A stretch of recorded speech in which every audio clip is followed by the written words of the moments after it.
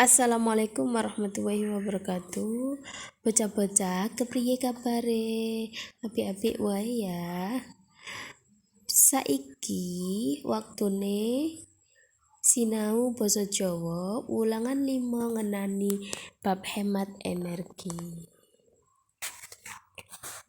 Ayo nyemak wacan kanthi setiti. Energi alternatif saka kulit gedhang. Ora nyangka yen kulit gedhang bisa kanggo isi baterai kering, dhuwurake tegangan sing diasilake saka elektrolit kulit gedhang yaiku 1,1 volt. Yen dienggo jam dinding selama 5 dina 6 jam. Kontraksi baterai kulit gedhang padha karo baterai biasa. Bedane ing elektrolit. Kulit gedhang akeh manfaate, yaiku nomor 1 ngandung mineral sing gunane kanggo elektrolit.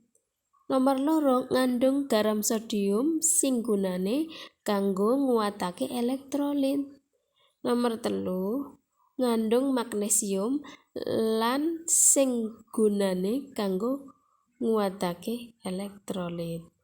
Baterai garing sing gunane bahan baku kulit gedhang bisa nduweni rata-rata voltase 1,2 lan ketahanan rata-rata 5 dina 7 jam. Sing digunakake kulit gedhang susu luwih apik ketimbang jenis gedhang liya.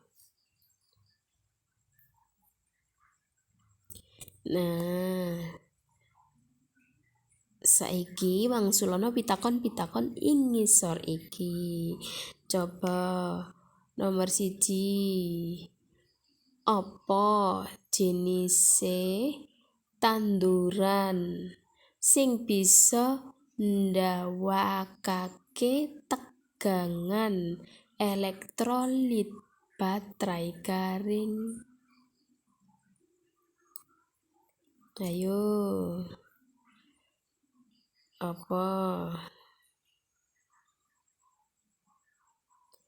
Apa yo tanduran apa? Dieling-eling. Ana ing ngarep kuwi, slide ing ngarep.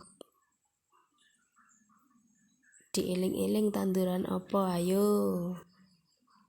Nomor 2, gedhang apa sing luwih apik digunakake kanggo energi alternatif? Ayo. Apa gedhang apa ayo? Nomor 3 pira tegangan sing dihasilake saka elektrolit kulit gedhang? Nomor 4 apa manfaate kulit gedhang? Nomor 5 apa judul wacan ing dhuwur? Gampang ya.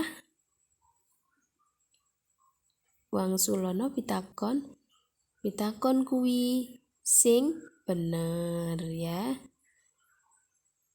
Aja lali ditulis ana ing buku tulise, terus difoto, kirim ana ing WA-e Bu Guru ya.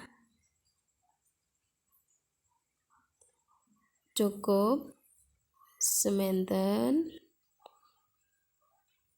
Saya akhiri. Wassalamualaikum warahmatullahi wabarakatuh.